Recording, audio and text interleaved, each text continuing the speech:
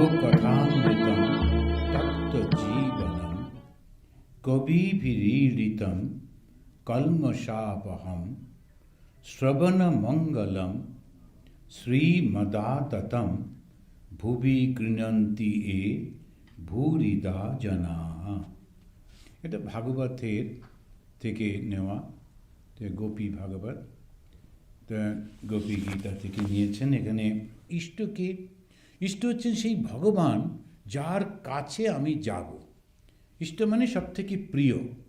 তো প্রিয়র কাছে আমি যাব।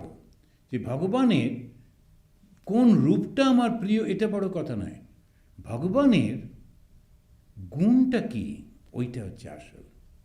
শ্রীরামচন্দ্র বলে হই হই করছি, শ্রীরামচন্দ্রের গুণটা কি? একজন একটু থেমে ওকে যদি জিজ্ঞেস করা যায় যে তুমি চললে কোথায়, বলে না ওখানে মারামারি করতে হবে রামচন্দ্র। তো হচ্ছে আচ্ছা রামচন্দ্রের গুণটা কি?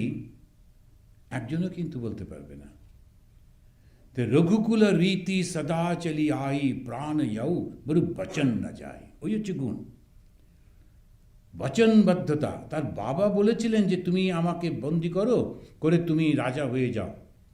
রাম বললেন না না, ওটা চলবে না। তুমি যখন মাকে কথা দিয়েছ, কৈকেয়ীকে কথা দিয়েছ, কথা তোমাকে রাখতেই হবে। বচনবদ্ধতাই হচ্ছে ধর্ম, বচনবদ্ধতা। আমি যাকে যা কথা দিয়েছি আমি রেখেছি, ওই হচ্ছে রাম। রাম কিচ্ছুটি চাইছেন না, অত বড় রাজত্ব, তার ভাই গিয়ে কান্নাকাটি করছে, বলে যাকে যা হয়ে গেছে হয়ে গেছে, আমার জন্যই তো মা রাজত্ব চেয়েছিল, আমি পেয়েছি, এবার আমি তোমাকে দিচ্ছি, তোমার চরণে রাখছি এই রাজত্ব, গ্রহণ করো।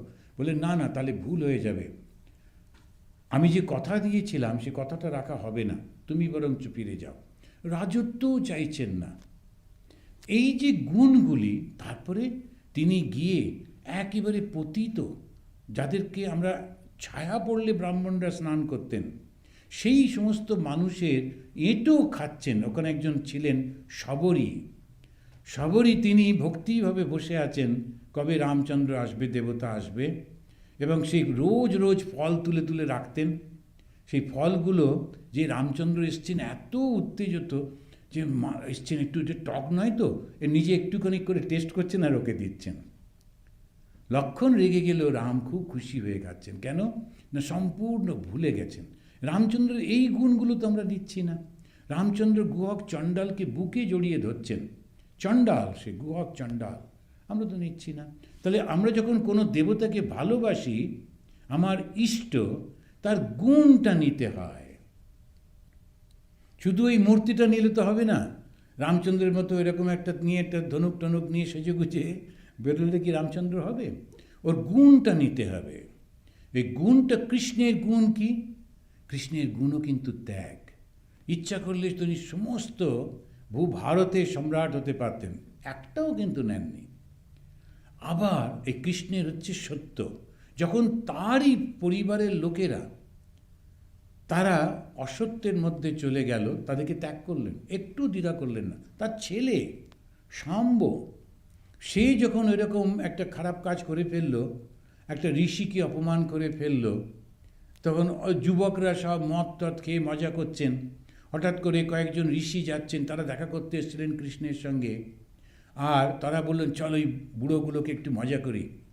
তখন ওই শাম্বকে এখন একটু কতগুলো কাপড় টাপড় দিয়ে, একটু প্রেগনেন্ট মহিলার মতো সাজিয়ে, ঘোমটা টোমটা দিয়ে ওই ঋষির কাছে নিয়ে গিয়ে বলছেন, আচ্ছা আপনারা তো সব বলতে পারেন, বলুন তো, যেমন ওসব বাচ্চাগুলো করেন অনেক সময়, যে বলুন তো যে এই মহিলা কি সন্তান প্রসব করবেন। তখন উনি প্রথম দিকে এড়িয়ে যাচ্ছিলেন, কিন্তু বারবার বিরক্ত করছে দেখে প্রচণ্ড রেগে গেলেন, গিয়ে বললেন মুষল প্রসব করবে, আর সেই মুষল তোমাদের সবাইকে ধ্বংস করবে। কৃষ্ণ শুনলেন, বন্ধ করতে পারতেন, কিন্তু স্বয়ং ভগবান করলেন না। উনি বুঝলেন এরা আমার কাছে থাকা সত্ত্বেও, আমার বংশ হওয়া সত্ত্বেও, আমার সন্তান হওয়া সত্ত্বেও ধর্মের পথ থেকে বিচ্যুত, ভগবান তার সঙ্গে নেই। ওই হচ্ছে কৃষ্ণ, যে সম্পূর্ণ ডিট্যাচড। আমার ছেলেও যদি অন্যায় করে তাকে ফলভোগ করতে হবে, আমি ওর মধ্যে থাকবো না। আমরা যারা কৃষ্ণকে ভক্তি করি, যারা এই ক্ষমতায় আছি, তারা এতটা করতে পারবো। ওই হচ্ছে ঠিক ঠিক ইষ্ট। ইষ্ট দেবতা মানে ভগবান শ্রীরামকৃষ্ণ সবাইকে গ্রহণ করছেন। হিন্দু, মুসলমান, শিখ কোনো কাউকে বাদ দিচ্ছেন না। তিনি সমস্ত ধর্মের কাছে যাচ্ছেন, সবাইকে দেখে উনি বলছেন সব ধর্ম একই পথে চলেছে। শুধু লোকেরা তারা অহংকার করে, বলে আমার ঘড়িটাই ঠিক সময় দিচ্ছে, ওইটা নিয়ে ঝগড়া করে। প্রত্যেকে বলে আমার ঘড়িটাই ঠিক টাইম দিচ্ছে, কিন্তু সবাইকে নিয়ে চল। এবারে রামকৃষ্ণের অনুরাগী হয়ে ভগবান শ্রীরামকৃষ্ণকে অনুসরণ করে আমরা যদি অন্য ধর্মের নিন্দা করি, অন্য করি, সেটা কি ঠিক হবে? ভুল হয়ে যাবে। ঠাকুরের মেইন যে গুণগুলো যদি না জানতে পারি, না বুঝতে পারি, ওনার মধ্যে হচ্ছে ভালোবাসা আর নিঃস্বার্থপরতা, সেইটাই যদি আমাদের জীবনে না আনতে পারি, তাহলে ইষ্ট দেবতা কী করে হলো? ইষ্ট মানে হচ্ছে সবথেকে প্রিয়, আর সেই প্রিয়র গুণগুলো যেন আমি পাই। এই অনেক সময় দেখা যায় অল্প বয়সে ছেলে মেয়েরা তাদের ইষ্ট হচ্ছে কোনো একজন সিনেমা আর্টিস্ট। তার মতো করে চুল কাটবে, তার মতো করে জুতো পরবে, তার মতো করে চলবার চেষ্টা করবে, তার মতো করে কথা বলবে, এসব করবে, সবাই ওসব হাসাহাসি করে। তারপরে একটুখানি বয়স হলে ওটা ছেড়ে দেয়, তো ইষ্ট চেঞ্জ হয়। কিন্তু আমাদের এই যে ভগবানকে যখন আমরা যাচ্ছি, ইষ্ট মানে ভালোবাসি, তো তাকে তো ইনভাইট করব। আমার মনে পড়ছে যে আমার গুরুদেব স্বামী বীরেশ্বরানন্দজি মহারাজকে আমি বলেছিলাম যে মহারাজ একটা উপদেশ দিন যেটা আমি পালন করব। তখন উনি, অবশ্য উনি অনেককেই বলেছেন, আমাদের অনেকের কাছেই শুনেছি, তো উনি বলেছিলেন তোমাকে দেখে লোকে শ্রীরামকৃষ্ণের সম্পর্কে আইডিয়া হবে। এটা আমাকে দেখে না, আমাদের সাধুদের দেখে দেখে শ্রীরামকৃষ্ণের সম্পর্কে তাদের ধারণা হবে। সুতরাং তোমার জীবন, চলন, কথাবার্তা, ব্যবহার এমন যেন না হয় যে ঠাকুরের কাছে নামে বদনাম আসে। এই হচ্ছে ইষ্ট। তো ইষ্ট যখন, তখন তাকে ভালোবাসি, তার যেন কোনো বদনাম না হয়, এই ব্যবহার ট্যাবহার। আমাদের কাছে যারা থাকেন, যে আশ্রম হলেই তো একা একা সব করা যায় না, তো ভলেন্টিয়ার, ভলেন্টিয়ার সে তো আর আমাদের মতো ওরকম ট্রেনিং নিল না, তো সম্ভব নয়। কিন্তু আমি ভলেন্টিয়ারদের সবসময় বলি, যেই মুহূর্তে তুমি এসে এখানে দাঁড়ালে এবং আশ্রমের দরজা খুলে কাউকে বলছো আসুন, তখন কিন্তু তুমি সো অ্যান্ড সো নও, তখন তুমি আশ্রমের পার্ট অ্যান্ড পার্সন। তখন তোমার ব্যবহার ওই আশ্রমের নামে বদনাম হবে, তোমার সব কিছু খুব সাবধানে করবে। কিন্তু মানুষ তো ভুলভাল একটু হয়েই যায়, করতে থাকে, কিন্তু অনেক চেষ্টা করে। এই ভাবটা যেটুকু করবে, 1 ঘন্টা যদি সেবা করে, 1 ঘন্টাই ওর অনেকটা হবে, অনেকটা হবে। যে একটা সত্যিকারের ভালো জায়গায় গিয়ে ঠিক মতো যদি মনটাকে রেখে সেবা করা যায়, আধ্যাত্মিক উন্নতি ওর হবেই হবে। এই জন্যে যারা ভলেন্টিয়ার হন, যারা ওখানে গিয়ে সেবা করেন, ভক্ত, এই ভাবটা যদি থাকে, আমি কোন ভাবের মধ্যে এসেছি, এই ভাব। আর এই ভাবটা কি? ঠাকুরের ভাব। সেটা কি? সবাইকে আপন করে নেওয়া, প্রত্যেককে, কে কোথা থেকে আসছে তাকে সরিয়ে দেওয়া নয়। এই ভাবটা হচ্ছে আসল। তো শ্রীরামকৃষ্ণ বললেন গুরুকে সচ্চিদানন্দই গুরু। কি করলে তাকে পাওয়া যায়? যখন তুমি তপস্যা শেষ করবে, তখন গুরু বলে দেবেন ওই দেখো তোমার ইষ্ট। তো ইষ্টকে আমার সব থেকে প্রিয় যিনি, কী নেব সেই ঈশ্বর থেকে? তারই গুণগুলো নেব। সেই জন্যে ধ্যান করতে করতে ঈশ্বর সঙ্গে মিলিয়ে যেতে হয়। যদি যখন ধ্যানের শিক্ষাটা দেয়, ধ্যান করতে করতে ইষ্টকে হৃৎপদ্মে দেখতে দেখতে তার মধ্যে মিলিয়ে যাচ্ছি।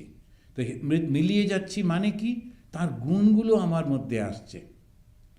শ্রীরামকৃষ্ণের স্পিরিচুয়াল সান ছিলেন স্বামী ব্রহ্মানন্দ। তো লোকেরা যখন ওর সঙ্গে কথা বলতেন, একদম ওই রকম মনে করতেন, ঠাকুরের মতো, ঠিক ওই রকম ভাব। একবার একজন শ্রীশ্রীর মায়ের কাছে দীক্ষা নিয়েছেন, নিয়ে তারপরে মাকে প্রণাম করে বলছেন, মা আর কিছুদিন আগে যদি আসতাম, তাহলে ঠাকুর শ্রীরামকৃষ্ণের সঙ্গে দেখা হয়ে যেত। তখন মা আস্তে আস্তে বললেন, না বাবা, দেখতে পাবে।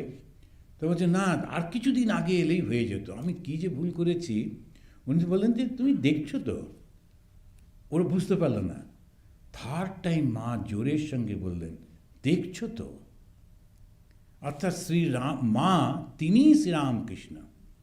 এখন ওই যে রূপটা যদি দেখি তাহলে মাতৃমূর্তি, কিন্তু যদি গুণটা দেখি তখন শ্রীরামকৃষ্ণ। ওর মধ্যে ভগবান শ্রীরামকৃষ্ণের রামকৃষ্ণ গত প্রাণা তন্নাম সবর্ণ প্রিয়াম তদ্ভাবরঞ্জিতাকারম। তার ভাবেতে তার সমস্তটা, এই ভাবটা যদি না নিতে পারি তাহলে কিন্তু শিষ্য হওয়া গেল না। ওই শিষ্য মানে ওই ভাবটা নিতে হয়, ভাব না নিলে হয় না। অনন্ত ব্রত করে কিন্তু পূজা করে বিষ্ণুকে, তারই মধ্যে ঈশ্বরের অনন্ত রূপ। অনন্তর পুজো করে, অনন্ত মানে অল পারভেডিং, কিন্তু পুজো কাকে করছে? বিষ্ণু।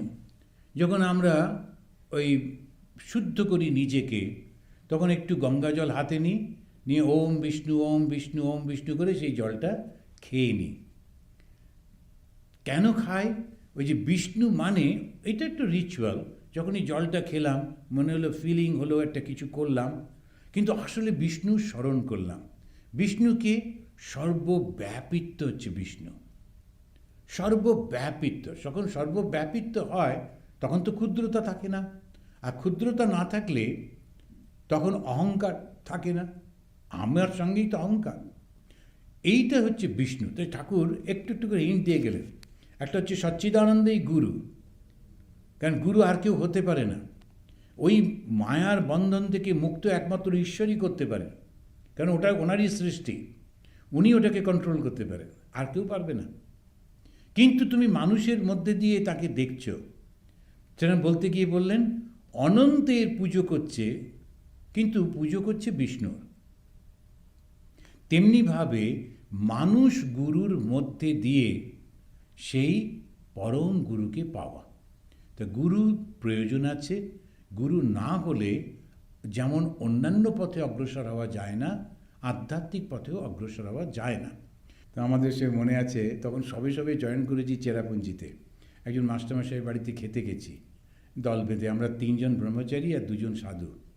তো সেখানেতে মাস্টারমশাইয়ের স্ত্রী বলছেন যে আমি যেদিনই উৎসব থাকে আমি ধ্যানে বসি আর জ্যোতি দর্শন করি। তো আমরা ভীষণ এক্সাইটেড। বলেন কি কিরম জ্যোতি দর্শন কী করেন? তখন আমাদের সঙ্গে যে সাধু ছিলেন তিনি বলছেন, আচ্ছা আপনি কোথায় বসে ধ্যান করেন? বলে এই তো এইখানটায় বসি। কোন দিকে তাকান? এই দিকে। তখন বলছেন যে, আর তারপরে উনি বললেন যে উৎসবের দিনে মন্দিরে একটা বাতি জ্বালানো হয় একদম উপরে, ওইসব ওরকমভাবেই সিস্টেমটা ছিল চেরাপুঞ্জিতে। তো উনি বললেন আচ্ছা এর পরের যে উৎসবটা আসছে দেখবেন তো, যে বাতিটা নিভিয়ে রাখা হলো আলোটা।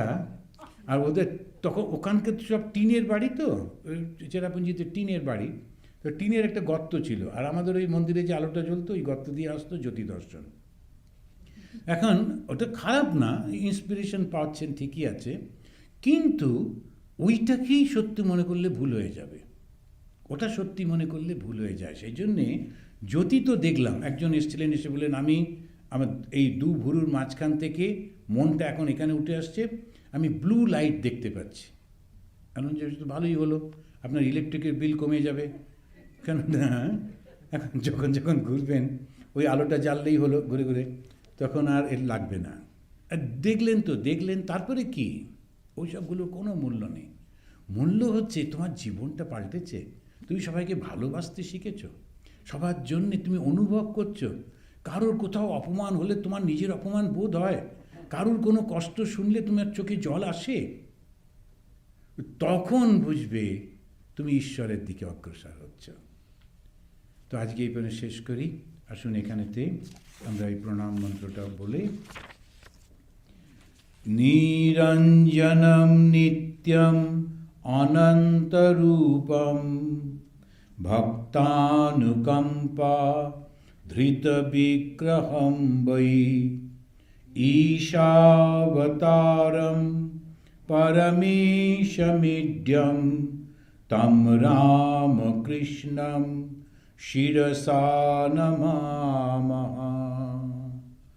ওম শান্তি শান্তি শান্তি। হরি ওম তৎসৎ। শ্রীরামকৃষ্ণ अर्पणमस्तु।